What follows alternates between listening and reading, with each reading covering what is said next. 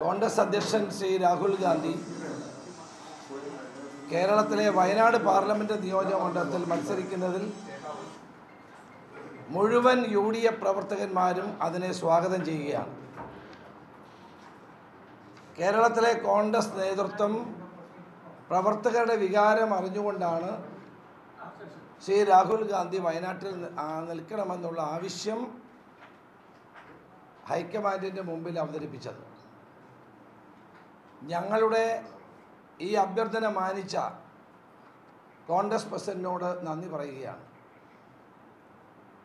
അമേഠിയിലും വയനാട്ടിലും രാഹുൽ ഗാന്ധി വൻപിച്ച ഭൂരിപക്ഷത്തോടെ വിജയിക്കും എന്ന ഉറപ്പ് ഞങ്ങൾക്കുണ്ട്.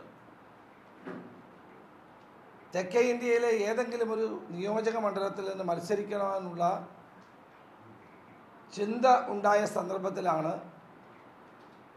അദ്ദേഹം കേരളത്തിൽ മത്സരിക്കണം, വയനാട്ടിൽ മത്സരിക്കണമെന്നുള്ള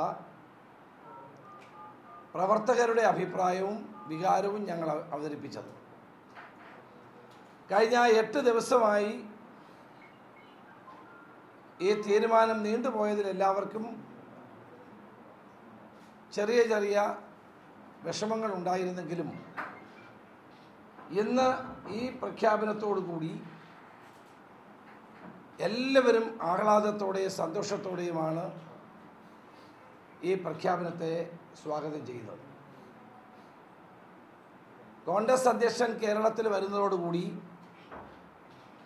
കേരളത്തിൽ 20-ൽ 20 സീറ്റും UDF ജയിക്കുന്ന അന്തരീക്ഷം സംജാതമാവുകയാണ്.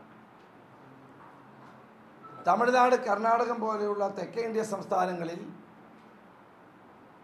വലിയ വിജയത്തിനുള്ള അന്തരീക്ഷം ഒരുങ്ങുകയാണ്. വയനാട് നിയോജകമണ്ഡലത്തിൻ്റെ പ്രത്യേകത തമിഴ്നാടിൻ്റെയും കർണാടകത്തിൻ്റെയും അതിർത്തി കൂടിയാണ്. ഈ അതിർത്തി, ഈ 3 സംസ്ഥാനങ്ങളുടെയും അതിർത്തി എന്നുള്ള നിലയിൽ രാഹുൽ ഗാന്ധിയുടെ തെരഞ്ഞെടുപ്പ് മത്സരിക്കാനുള്ള തീരുമാനം 3 സംസ്ഥാനത്തും കോൺഗ്രസിൻ്റെ വിജയം കൂടുതൽ തിളക്കമുള്ളതായി മാറാൻ പോകുന്നു എന്നുള്ളതാണ് വസ്തുത. ഈ ഒരു തീരുമാനം എടുത്ത ശ്രീ രാഹുൽ ഗാന്ധിയോട് ഞങ്ങൾക്ക് പ്രത്യേക നന്ദിയുണ്ട്. കേരളത്തിലെ UDF ഇതിനെ സർവാത്മന സ്വാഗതം ചെയ്യുന്നു. UDFിലെ എല്ലാ ഘടകകക്ഷികളുമായി ഞാൻ ബന്ധപ്പെട്ടു. എല്ലാവർക്കും ഈ കാര്യത്തിൽ വലിയ താല്പര്യമാണ് ഉള്ളത്. ഇത് കേരളത്തിലെ തെരഞ്ഞെടുപ്പ് ചിത്രം തന്നെ മാറ്റിമറിക്കുകയാണ്. കേരള രാഷ്ട്രീയത്തിൽ തന്നെ ഒരു ഗുണപരമായ മാറ്റത്തിന് വഴിതെളിക്കുകയാണ്.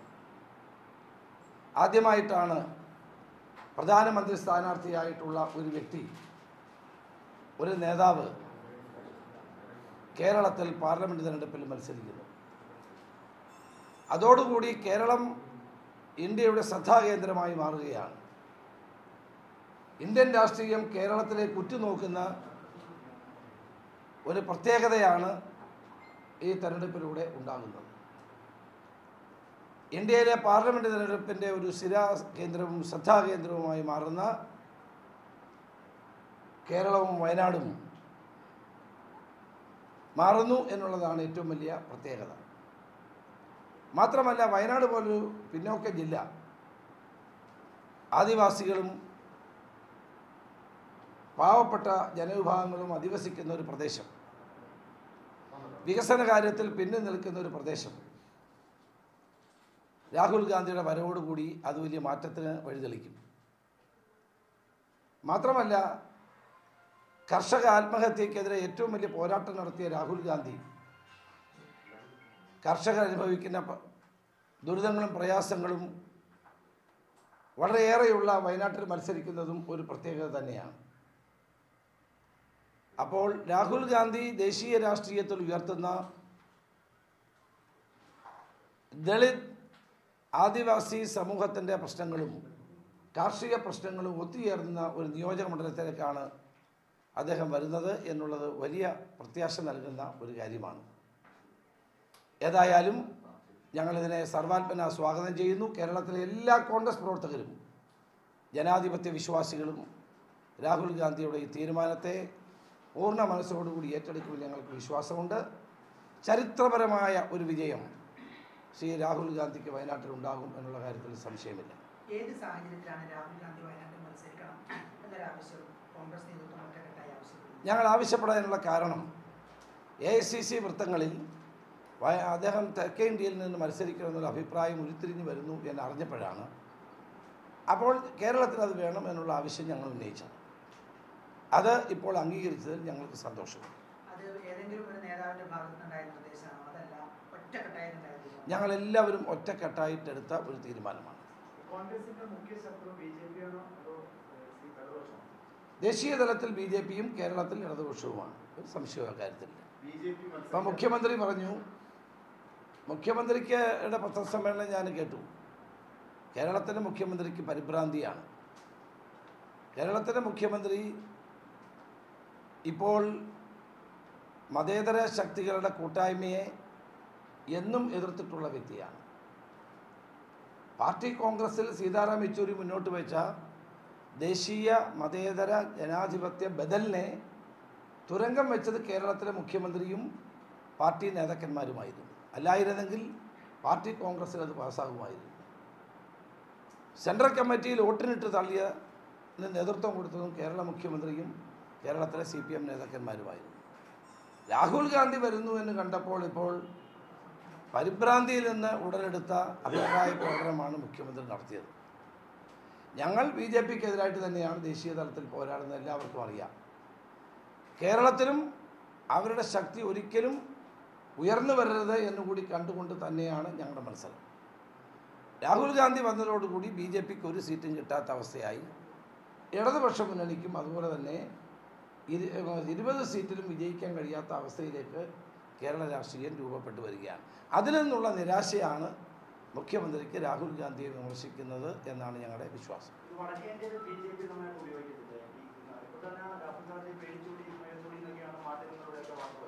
അത് അദ്ദേഹം അമേഠിയിൽ മത്സരിച്ചില്ലായിരുന്നെങ്കിൽ ഈ പറയുന്നതിനകത്തൊരു അർത്ഥമുണ്ടാകും. അമേഠിയിലും രാഹുൽ ഗാന്ധി മത്സരിക്കുന്നു, വയനാട്ടിലും മത്സരിക്കുന്നു.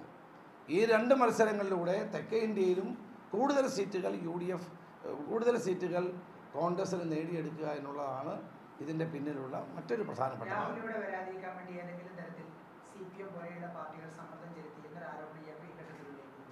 എനിക്കതിനെ പറ്റി അറിയാം.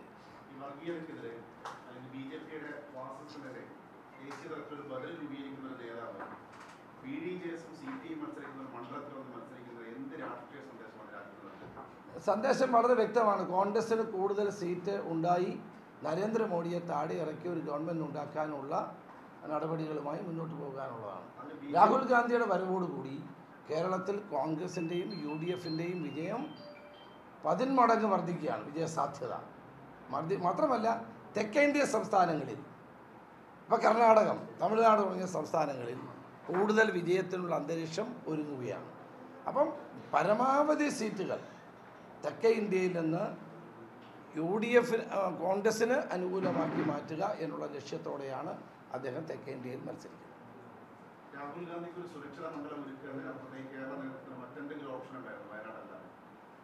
അദ്ദേഹത്തിന് എത്ര മണ്ഡലത്തിൽ മത്സരിക്കാമായിരുന്നു? എറണാകുളത്ത് മത്സരിക്കാമായിരുന്നല്ലോ, തിരുവനന്തപുരത്ത് മത്സരിക്കാമായിരുന്നല്ലോ, ആലപ്പുഴയിൽ മത്സരിക്കാമായിരുന്നല്ലോ, ഇടുക്കിയിൽ മത്സരിക്കാമായിരുന്നല്ലോ. അല്ല, കാരണം അതിന് കാരണമുണ്ട്. കാരണം അതൊരു ഒഴിഞ്ഞ സീറ്റാണ് വയനാട്, ഒരു സിറ്റിംഗ് MP ഉള്ള സീറ്റല്ലല്ലോ. അല്ല, അതല്ല, അത് നിങ്ങൾ മനസ്സിലാക്കണം. വയനാട് ഒരു ഓപ്പൺ സീറ്റാണ്. അപ്പോൾ ആരെയും റീപ്ലേസ് ചെയ്തുകൊണ്ട് മത്സരിക്കുന്ന ഭംഗിയല്ലല്ലോ. അതുകൊണ്ട് ഒരു ഓപ്പൺ സീറ്റ് ആയതുകൊണ്ടും വയനാടിൻ്റെ പ്രത്യേകത ഞാൻ പറഞ്ഞു, ഒരു 3 സ്റ്റേറ്റുകളിൽ ചേരുന്ന ഒരു കേന്ദ്രം കൂടിയാണ്. അപ്പോൾ അതിനൊരു പ്രത്യേക ഇമ്പാക്റ്റ് ഉണ്ട്. അതുകൊണ്ടുകൂടിയാണ് അത് തെരഞ്ഞെടുത്തത്.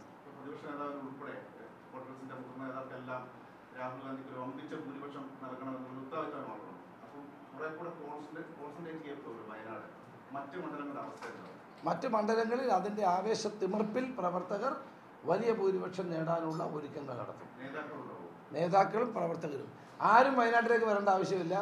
എല്ലാ പ്രവർത്തകർക്കും അവരവരുടെ മണ്ഡലങ്ങളിൽ പ്രവർത്തിച്ചാൽ മതി. കാരണം വയനാട്ടിൽ ഇഷ്ടം പോലെ പാർട്ടി ശക്തമാണ്, UDF ശക്തമാണ്, പാർട്ടി പ്രവർത്തകർ ധാരാളമുള്ള സ്ഥലമാണ്. അവിടെ വേറെ വെളിയിൽ നിന്ന് ആരും വരേണ്ട കാര്യമില്ല. അവർക്ക് തന്നെ ചെയ്യാനുള്ള പ്രവർത്തനമേ ഉള്ളൂ. ഈ രാഹുൽ ഗാന്ധി വയനാട്ടിൽ മത്സരിക്കണം എന്നൊരു ആവശ്യം ഉമ്മൻചാണ്ടി ഉന്നയിച്ചതിന് പിന്നാലെ സ്ഥാനാർത്ഥി പ്രഖ്യാപനം നടത്താത്ത കോഴിക്കോട് DCC പ്രസിഡന്റ് സിദ്ദിഖ് ഞാൻ സ്ഥാനാർത്ഥിത്വത്തിൽ നിന്ന് പിന്മാറുകയാണ് എന്ന് പ്രഖ്യാപിച്ചു. ഒരു സംഘടനാപരമായി ശരിയായ അല്ല, അതെല്ലാം കഴിഞ്ഞല്ലോ. ഇനിയിപ്പോൾ അതൊന്നും ഒരു പ്രസക്തമായ കാര്യം. പരിശോധിക്കേണ്ട ഒരു ഘട്ടമില്ല. എന്താ വെച്ചാൽ അമേഠിയിൽ Whatever happened is happened. മാത്രമാണ് മണ്ഡലം നിലനിൽക്കുന്നതെങ്കിൽ ഈ ചോദ്യത്തിന് പ്രസക്തി വരും. അല്ല, അതല്ല, ഇന്നത്തെ ഒരു പ്രസക്തിയുമില്ല. ഇപ്പോൾ രാഹുൽ ഗാന്ധിയാണ് വയനാട്ടിലെ സ്ഥാനാർത്ഥിയായി ഹൈക്കമാൻഡ് പ്രഖ്യാപിച്ചിരിക്കുന്നു. എല്ലാ കോൺഗ്രസ്സുകാരും വളരെ ആവേശപൂർവ്വം രാഹുൽ ഗാന്ധിയുടെ വരവിനെ സ്വാഗതം ചെയ്യും. ഒറ്റക്കെട്ടായി മുന്നോട്ട് പോകും. രാഹുൽ ഗാന്ധിക്ക് ഒരു ചരിത്ര ഭൂരിപക്ഷം കേരളത്തിൽ നേടിക്കൊടുക്കാൻ വേണ്ടി ഞങ്ങൾ മുന്നോട്ട് വരും. ഈ മണ്ഡലം നിലനിർത്തണമെന്ന് കേരള ഘടകം രാഹുലിനോട് ആവശ്യപ്പെടും. അമേഠി ഒഴിവാക്കി വയനാട് നിലനിർത്തണം. അത് അടുത്ത സ്റ്റെപ്പാണ്. ഇത് കഴിയട്ടെ, തെരഞ്ഞെടുപ്പ് കഴിയട്ടെ. അതൊക്കെ നമുക്ക്